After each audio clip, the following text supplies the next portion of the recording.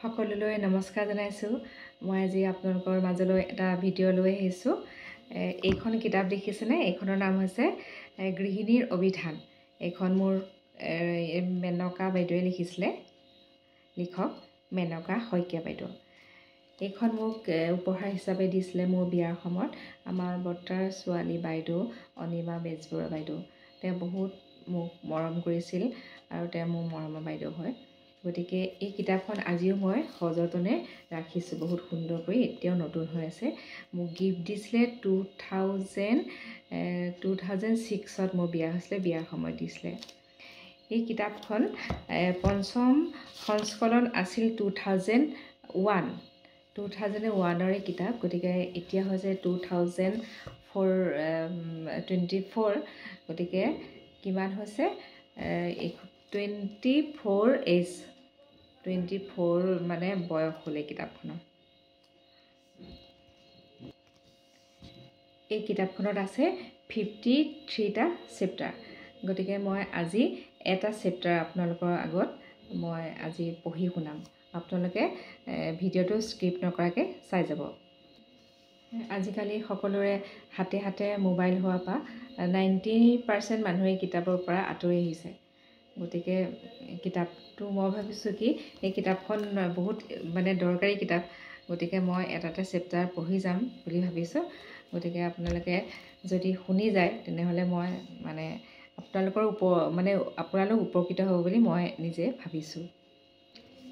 এই কিতাপখনৰ চেপ্টাৰবিলাকৰ ভিতৰত আছে মানে ঘৰখন শুৱনি কৰি ৰখাৰ পৰা আদি কৰি মানে খাদ্য আমি মানে কেনেকৈ মানে ৰন্ধন পদ্ধতিৰ কথাও আছে, লগতে মানে নিজৰ শৰীৰৰ যত্ন, লগতে আকৰ্ষণীয় ব্যক্তিত্ব, সকলো কথা ইয়াত আলোচনা কৰা হৈছে। গতিকে মই আজি এটা চেপ্টাৰ লৈ আহিছোঁ। 45ত আছে আকৰ্ষণীয় ব্যক্তিত্ব গঢ়ি তোলক। বহুত ইম্পৰ্টেণ্ট হ'ল, বহুত ভাল লাগে পঢ়ি। মই পঢ়িছোঁ, এই গোটেই কিতাপখনে পঢ়িছোঁ। গতিকে মোৰ ভাল লগা এটা চেপ্টাৰ আপোনালোকৰ আগত মই আগবঢ়াবলৈ লৈছোঁ। ইয়াত কৈছে ব্যক্তিৰ মাজেৰেই ব্যক্তিৰ চৰিত্ৰ ফুটি উঠে। মানে আপোনাৰ মাজেদিয়ে আপোনাৰ চৰিত্ৰটো মানে ফুটি উঠে, সেই কথা ইয়াত কৈছে। ইয়াত কৈছে অন্যৰ ওচৰত নিজৰ ব্যক্তিত্বৰ আকৰ্ষণ বঢ়াবলৈ প্ৰথমে আমাৰ ব্যৱহাৰ হ'ব লাগিব শান্ত আৰু সৌম্য। মানে আমি যদি অন্যৰ আগত আমাৰ নিজৰ ব্যক্তিত্ব আমি দেখাওঁ তেনেহ'লে আমাৰ ব্যৱহাৰ সদায় সাম্য হ'ব লাগিব। আৰু অহেতুক কথাত আমি উত্তেজনা বঢ়াব নালাগে। আমি যিকোনো কথাতে আমি চিঞৰ বাখৰ কৰি যদি কথা কওঁ তেনেহ'লে আমাৰ ব্যক্তিত্ব ফুটি নুঠিব। দ্বিতীয়তে কৈছে উৎসাহ উদ্দীপনা যদি আমাৰ নিজৰ আচৰণত নাথাকে তেনেহ'লে আমি আনকো তেনেহ'লে আমি উৎসাহ দিব নোৱাৰোঁ। গতিকে আমাৰ কথাবোৰত বা আমাৰ আচৰণত আমাৰ উৎসাহ থাকিব লাগিব। আমি তেতিয়াহে আমাৰ উৎসাহ থাকিলেহে আমাৰ ব্যক্তিত্ব গঢ়ি উঠিব।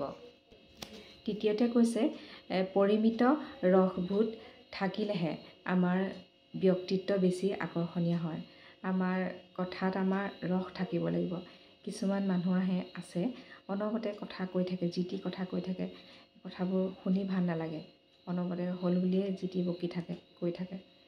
গতিকে সেই কথাবোৰ আপোনালোকে চাগে পাইছে, কিছুমান মানুহৰ লগত কথা পাতি ভাল নালাগে বা কিছুমান মানুহৰ লগত কথা পাতি বহুত ভাল লাগে। তেওঁলোকে আমাক আকৰ্ষণ কৰে। কিয় ভাল লাগে?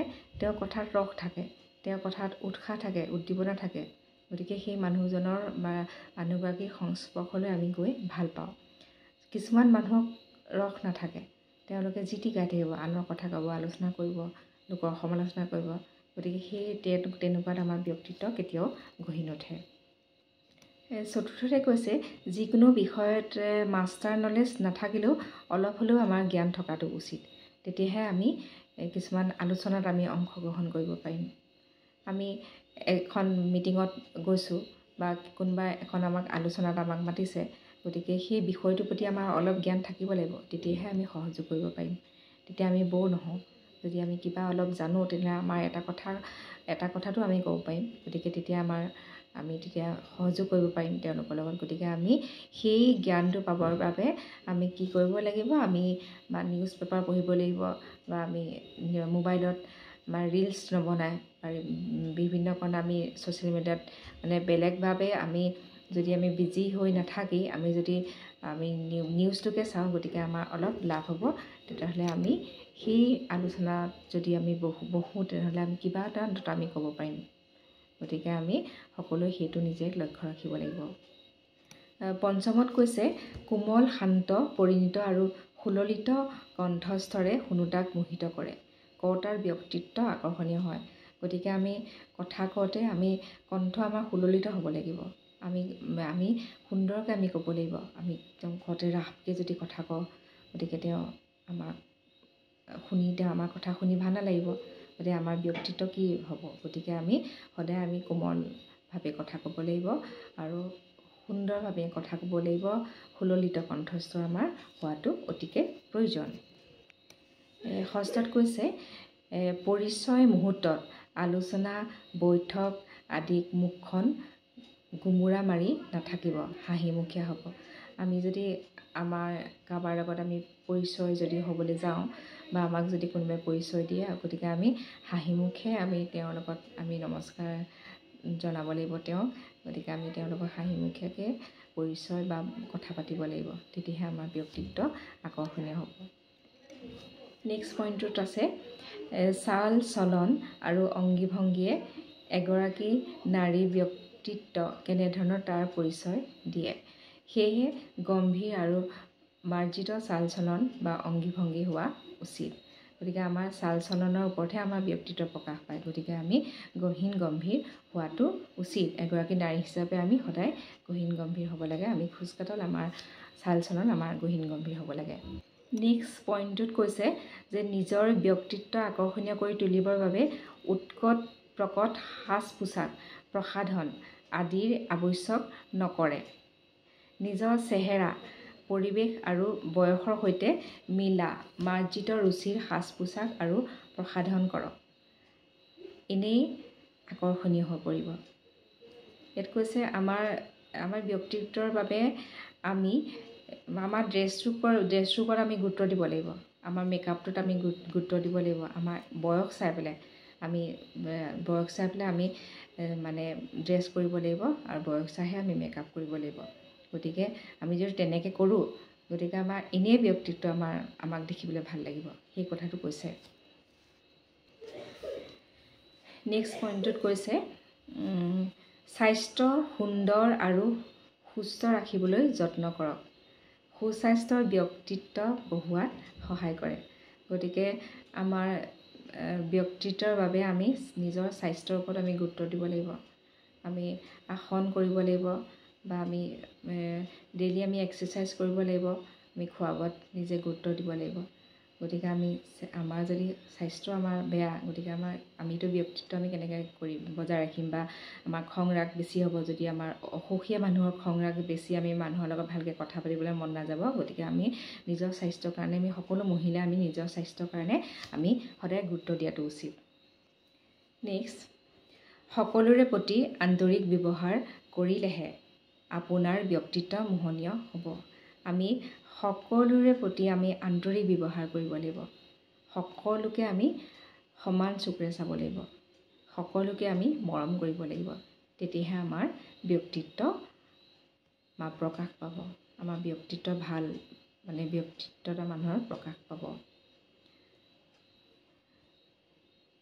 নেক্সট কৈছে, আনৰ প্ৰতি সন্মান সুলভ আচৰণ কৰি সকলোৰে প্ৰতি যথাযোগ্য সন্মান দেখুৱাব পাৰিলেহে মধুৰ ব্যক্তিত্ব আয়ত্ব কৰিব পাৰি।